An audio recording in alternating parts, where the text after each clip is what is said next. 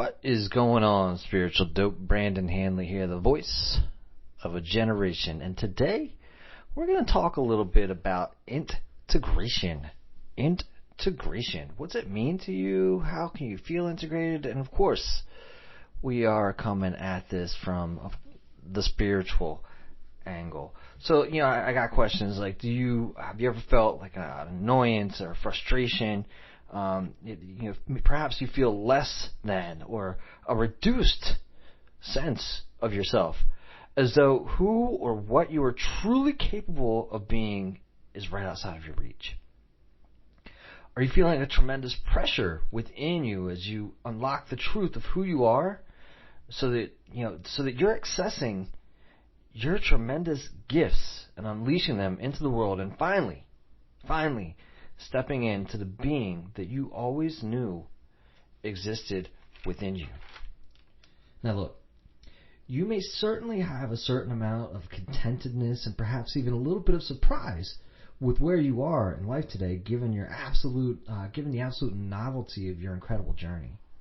You may even be clapping yourself on the back as you've displayed perceived risks, right? And I say perceived, and I play with that word a little bit. Perceived risks of choices that you've made in life. But the truth of the matter is that if you're being honest with yourself, it's been relatively easy, right? It's been relatively easy. And you may even be wondering how did a little old human being, you, was able to accomplish what you have accomplished with such relative ease. And you may even now be at the point where there's a threshold of wondering what it is that you could discover if you challenged yourself. And I would dare say, even greater than challenging yourself, discover yourself. Recovering, receiving, and accepting the truth of who you are. I'm going to go out on a limb here and guess that at times you've at least imagined yourself or currently believe yourself to be of divine origin. You may place the spotlight on this thought or concept, and if you've discovered it to be true, you may even be feeling as though you have multiple versions of yourself. Like there's this duplicitousness of who you are. There's many different versions of who you are. And at a baseline, you see yourself as both, so we'll set that as a baseline, and maybe you see yourself as a spiritual being and maybe a material being. And you just with just two, regardless of how many different versions of yourself that you truly think that there are. And this is a disintegrated sense of self. And today, you'd like to feel the whole of who you are, all of who you are. A lot of people refer to this as this self, as your higher self, right? They wrap elements of vulnerability and other phrases like, your true self. There are questions like, who would you be if no one was watching? Or give me an example of a time in your life or a specific day or a single experience where you felt like you were doing what you were born to do. This line of questioning and thinking helps you to tap into those aspects of your inner beingness that is so often neglected as you're so busy doing. You're so busy doing all the time. You're not being who you truly are. For this next piece, I want to encourage you to realize and maybe accept or consider which self you are willing to believe in. Is it the human thinking self?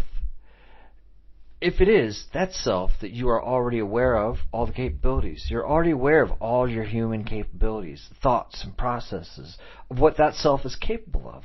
Simply by looking around at all that you've done and become up until this point will give you the very example of what a conscious human is capable of doing, of their human self, right? And suppose you decide that you have, again, at a base level, a spiritual self. Is that self limited in any way? Does that self have any doubts? Does the spiritual self have any fears? Now, if the spiritual self detached from who you are in the physical world? I mean, is it a piece of you at all times or just sometimes? It's a great question. Is it possible to send your spiritual self anywhere and for it to come back with with what it has learned? Can you send your spiritual self into the future to see what it comes back with? Will it get injured? Will it be able to learn something for you? If it is possible to think, feel, and believe this way at all, is it possible to do this at any time? Could you hand your worries over to your spiritual self, right? Could you hand your worries over to your spiritual self? And that self takes all of your worries, right? The self that grows your hair, the self that pumps your blood, the self that creates blood vessels, transforms light into images in your head. Can you take that self, the one that creates new body cells to replace the old while you sleep? If you already trust your spiritual self or the life force or your divine inner self to take care of the small things that are daily keeping you alive, then what else is it? What is within you, what else is that capable of? What else are you capable of? The true challenge here is to rise to your level of thinking, right? Once your physical being is merged with your spiritual being, then you can decide to see things in this manner at all times, right? You ultimately change everything that you see and essentially all that you are. And really that's the call to action this week or this time, is to change your level of thinking. Change your consciousness. When people talk about different levels of consciousness, that's what is your mind focused on? People talk about a prosperity consciousness. That means they're focused on prosperity. People talk about a lack consciousness. That means that they are focused on everything that is missing. People talk about a God level consciousness, a spiritual level of consciousness. So really, consciousness is what you set your mind and intention on becoming or allowing or seeing within your life. What consciousness are you fostering? Which way are you integrating all of who you are with all of who you are? What pieces are you neglecting?